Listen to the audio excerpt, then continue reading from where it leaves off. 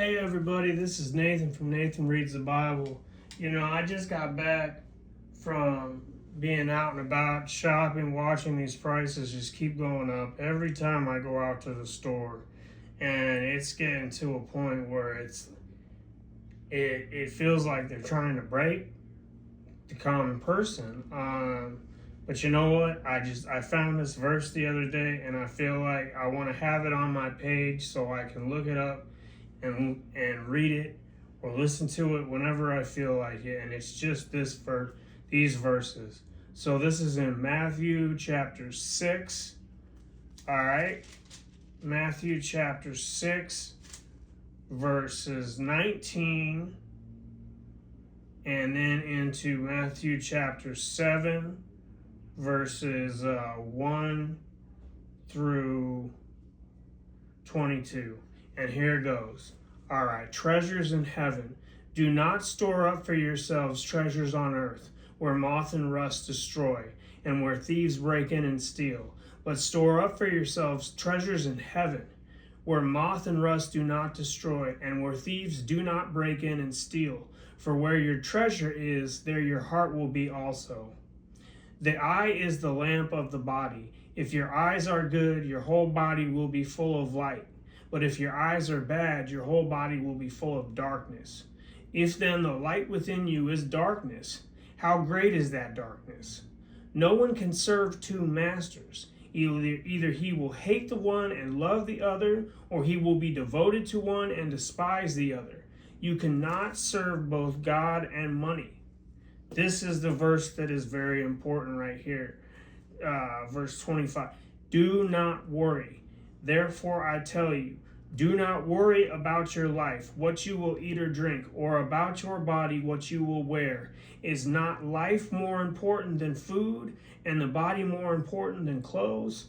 Look at the birds of the air. They do not sow or reap or store away in barns, and yet your heavenly Father feeds them. Are you not much more valuable than they? Who of you by worrying can add a single hour to your life? I have got to apply that because I cannot stop worrying sometimes.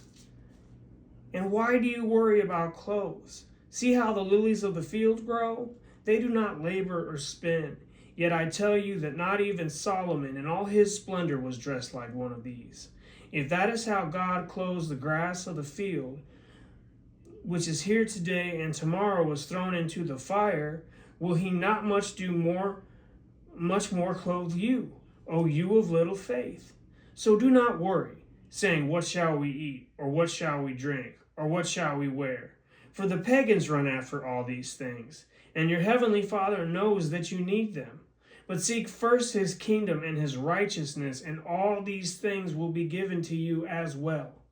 Therefore, do not worry about tomorrow, for tomorrow will worry about itself. Each day has enough trouble of its own. Judging others. Do not judge, or you too will be judged. For in the same way you judge others, you will be judged. And with the measure you use, it will be measured to you. Why do you look at the speck of sawdust in your brother's eye and pay no attention to the plank in your own eye? How can you say to your brother, let me take the speck out of your eye, when all the time there is a plank in your own eye? You hypocrite! First take the plank out of your own eye, and then you will see clearly to remove the speck from your brother's eye. Do not give dogs what is sacred. Do not throw your pearls to pigs. If you do, they may trample them under their feet, and then turn and tear you to pieces. Ask, seek, knock. All right, this is chapter 7, verse 7. Ask and it will be given to you. Seek and you will find. Knock and the door will be open to you. For everyone who asks receives. He who seeks finds. And to him who knocks the door will be opened. Which of you, if his son asks for bread, will give him a stone? Or if he asks for a fish, will give him a snake? If you then, though, are evil, know how to give good gifts to your children, how much more will your Father in heaven give good gifts to those who ask him?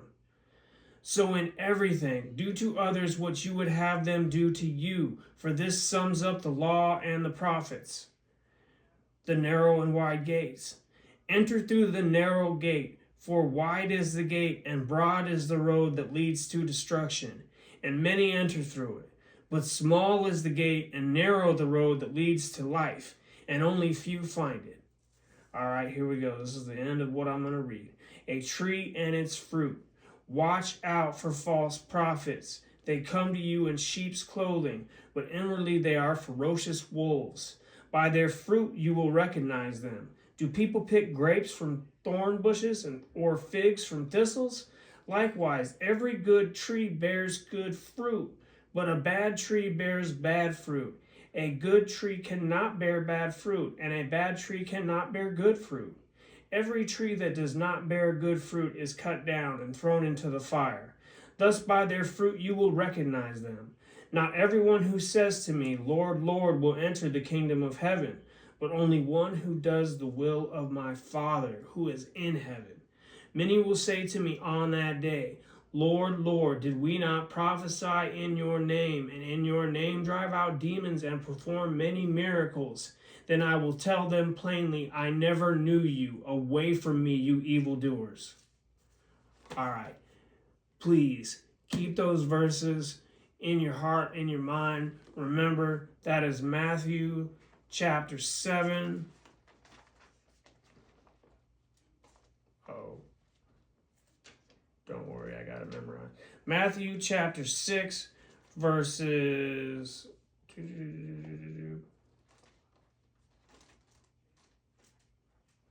How did I do that? Remember the verses. Just when you're having the hard times, when you have the worries, when you have the whatever, remember those verses. Thanks for your time. Have a good day. Be blessed. Stay safe.